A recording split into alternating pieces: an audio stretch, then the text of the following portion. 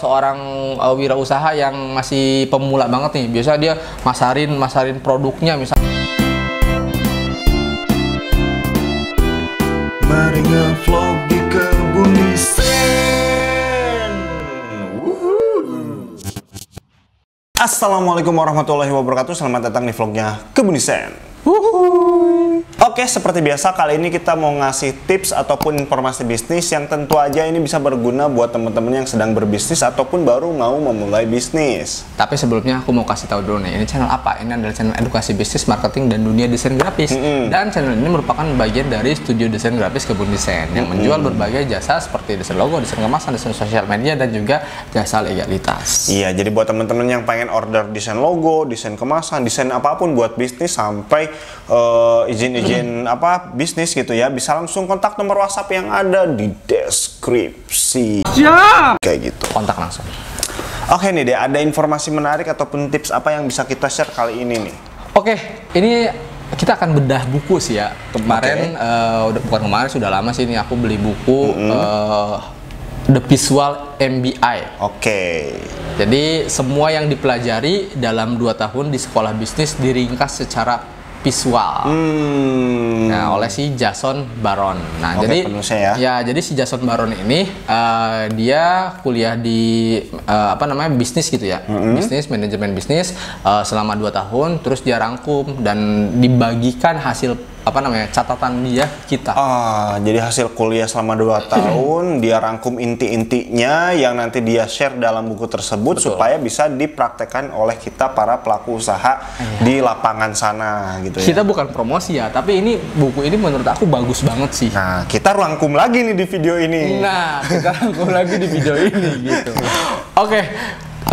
Jadi sebenarnya sih aku lihat sih keseluruhan materinya ya, hasil rangkumannya ya nggak jauh dari materi-materi yang pernah kita bahas. Gitu. Dan materi-materi yang kita bahas pun kita sudah aplikatifkan di usaha kita di Kebun Desain ini. Gitu. Oke, apa saja ya? Yang pertama itu adalah pemasaran. Oke, yang pertama itu pemasaran. Oke, kenapa sih bisnis butuh pemasaran? Ya perlu dong gitu ya. Kalau nggak dipasarin, disimpan di gudang, ya nggak bakal laku-laku dong gitu ya. Ya sesimpel seperti ini sih. Kita punya usaha. Minimal circle pertama kita itu tahu usaha kita. Circle pertama kita siapa? Kamu buka handphone kamu, lihat kontaknya. Ya. Kamu punya aplikasi WhatsApp kan? Nah, kalau punya aplikasi WhatsApp, cobalah update setiap hari tentang usaha kamu. Gitu, sebenarnya sesimpel itu. Sesimpel itu ya. Jangan pernah malu, mempublis usaha kamu. Mau kamu disebut jualan mulu, promosi mulu, nggak apa-apa, biarin aja. Toh mereka yang komentarin hidup kamu emang ngebiayain kamu. Ya, betul ya. Ya, belajar kuat mental lah ketika kita memulai bisnis gitu ya. Betul sekali. Nah, itu yang pertama. Kemudian juga ada yang namanya branding. Oke. Nah, branding ini ke branding nih.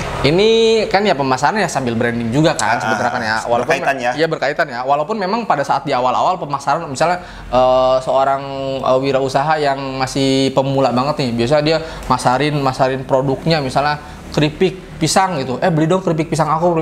Itu kan dia belum tahu masalah branding kan ya. Nah, setelah belajar branding dia jadi tahu si keripik pisangnya dikasih nama. Iya. Udah dikasih nama kan merek ya. Udah dikasih nama, dibikinin logonya. Benar. Bikin nama dan logonya di Kebun Desain. Iya, benar. Jadi ketika tadi udah belajar pemasaran ya, berbisnis, ternyata ada lagi nih yang perlu dilakukan, yaitu branding. Ya, karena tadi misalkan keripik pisang saya itu nggak ada namanya, nggak ada logonya gitu ya. Ya harus bikin namanya sama logonya gitu kan, di branding lah, pakai nama dan logo tersebut. Betul sekali. Nah, itu yang kedua, branding. Nah, misal nih ternyata udah kamu pemasaran, orang udah kenal sama usaha kamu dengan branding kamu yang sedemikian rupa, udah hampir satu kota kenal sama kamu. Otomatis kan banyak sekali orderan, nulis orderan, jadi CS dan lain-lain. Nah, itu butuh yang berikutnya. Yang berikutnya adalah manajemen. Di manage ya, Iya, di manage. Gimana ceritanya kita punya 1 juta orderan kalau nggak di manage, Bang?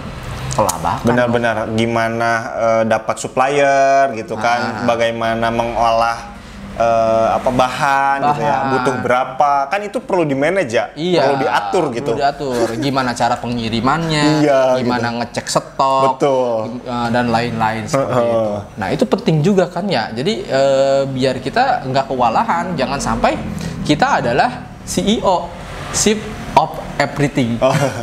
Segalanya dilakukan oleh kita. Benar. Jangan sampai seperti itu. Benar. Nah itu yang ketiga, manajemen. Ya. Yang berikutnya, manajemen nih, otomatis orderan banyak. Otomatis kan kamu harus lihat keuangan kamu.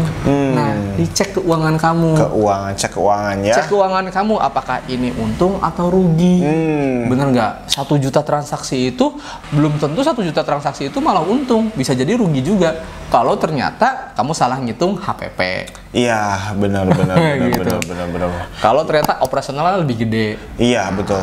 Ya itu ya, tadi yang pertama pemasaran, kedua branding, ketiga manajemen, yang keempat cek keuangan. Jangan sampai ya tadi sebenarnya ada untungnya, tapi keuntungnya itu ternyata terlalu kecil dan nggak menutup biaya capeknya kamu. Itu ya sama dengan rugi juga gitu ya.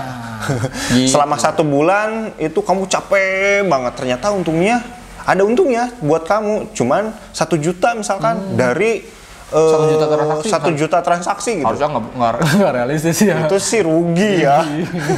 Bukan untung. Nah itu kan kita udah bisa ngitung ya untung sama rugi. Terus gimana sih cara ngelihat detailnya gitu? Oh salahnya di sini nih, salahnya di HPP-nya atau di apanya gitu. Nah berikutnya setelah kamu paham tentang keuangan, wajib untuk mengecek keuangan kamu sehat atau tidak adalah dengan akuntansi. Jadi nanti di sini diajarin tuh akuntansi, mulai dari penjurnalan dan lain-lain. Walaupun memang secara ringkas ya. Kalau misalnya untuk detailnya kamu bisa beli lagi buku yang lain. Tapi ini intinya aja di sini udah lengkap banget. Ya jelas pasti itu bukan akuntansi yang kamu harus kuliah akuntansi benar ya, gitu. Yang rumit ngitung kok ini ngitung ini pakai jurnal ini, pakai bagan ini, pakai aplikasi ini, enggak tentu ya. Tapi lebih ke bagaimana akuntansi untuk owner lah. Aplikasi yang sederhana, yang cukup untuk awal-awal kita berusaha. Basicnya yang basic lah ya. Ya, yang penting kita ngerti dengan alur akuntansi, biar nanti ketika punya karyawan yang paham akuntansi, kamu nggak dibodohin. Gitu loh. Oke, itu ya udah. Oke, udah beres nih ya, pemasaran udah beres, branding udah beres, manajemen udah beres, keuangan udah beres, akuntansinya udah beres. Nah, otomatis kan kamu pengen nih mencari ikan yang lain atau mencari pasar yang lain. Perlu yang namanya skill negosiasi. Misalnya, tadinya kamu jualan hanya di warung-warung aja gitu, negoin ke warung. Kalau nego ke warung mah gampang kan, misalnya Dinu punya warung, aku punya keripik pisang. Nu, nitip dong keripik pisang aku. Ya, titip jual ya. Titip jual ya, itu gampang kan. Tapi kalau misalnya kerja sama Alfamaret, Indomaret, perlu negosiasi nggak sih? Iya, yang perlu perlu tekan kontrak gitu kan. Tekan kontrak kan kita harus pandai negonya ya. Betul sekali. Nggak cuman, Bang ini titip jual keuntungan segini ya, buat saya buat kamu segini. Oh ya udah simpen aja gitu kan kalau di warung kan. Iya kalau di warung ya. Tapi kalau misalnya di Alfamart siapa lu gitu. Gitu kan. Banyak aturannya itu yang perlu kita cocok nggak nih sama aturan ini, Bang bisa nggak aturannya agak diginiin kita biar bisa masuk seperti ini. Nah itu kan perlu skill negosiasi ya. Betul sekali gitu. Jadi jangan sampai kamu tidak tahu masalah negosiasi ini. Nah itu ya yang keenam dan yang terakhir, semuanya pasti perlu yang namanya strategi. Gimana sih kamu bisa sampai kenal sama Indomaret, Alfamaret gitu kan? Itu kan perlu strategi kan ya. Mungkin kamu mulai dari strategi banyak sekali ya. Strategi ini detailnya bisa dilihat di buku ini nanti. Ini saya bukan promosi tapi ini buku ini memang bagus banget sih. Strateginya ya banyak kan untuk mendapatkan calon yang mau beli atau buyer, bisa melalui email marketing. Ya kan ya. Bisa mulai dari nyebarin kartu nama di video kita sebelumnya kita pernah bahas ya. Juga bisa dari komunitas. Iya benar-benar. Ya salah satunya ya tadi ya strateginya itu ikut event misalkan, ikut event gabung komunitas, dari komunitas kita punya banyak channel, kenal sama ini ya, itu strategi biar bisa kenal banyak orang gitu ya, biar bisa kenal banyak pebisnis lain yang itu bisa mensupport bisnis kita gitu ya, menjadi lebih besar. Yang tadinya kita di warung titip jual, tiba-tiba bisa terkoneksi ke Alfa, terus bisa terkoneksi ke mall, bisa terkoneksi dengan bahkan kementerian dapat dana gitu ya. Betul, itu perlu negosiasi. Iya, betul banget. Betul. Itu harus dirancang strateginya biar sampai ke tahap sana. Oke, jadi buat teman-teman UMKM yang memang merasa bermanfaat dengan video kali ini, nah ini usulnya dari sini sih, dari buku ini. Jadi kalau misalnya teman-teman mau beli ya silahkan bisa dibeli di toko toko buku terdekat di kota kalian ya, seperti itu. Oke, itu saja ya video kali ini, mudah-mudahan bermanfaat ya buat teman-teman UMKM. Jika dirasa suka jangan lupa di like, di komen, di subscribe, dan jangan lupa juga di share ke teman-teman kampus supaya bermanfaat nih 7 elemen yang tadi sudah kita sharingkan dari buku ini kayak gitu ya. Dan kalau pengen mendukung channel ini buat edukasi lagi kayak gitu ya, bisa klik tombol dolar yang ada di bawah kayak gitu ya. Oke, thank you, sampai jumpa di vlog kita selanjutnya. Bye bye.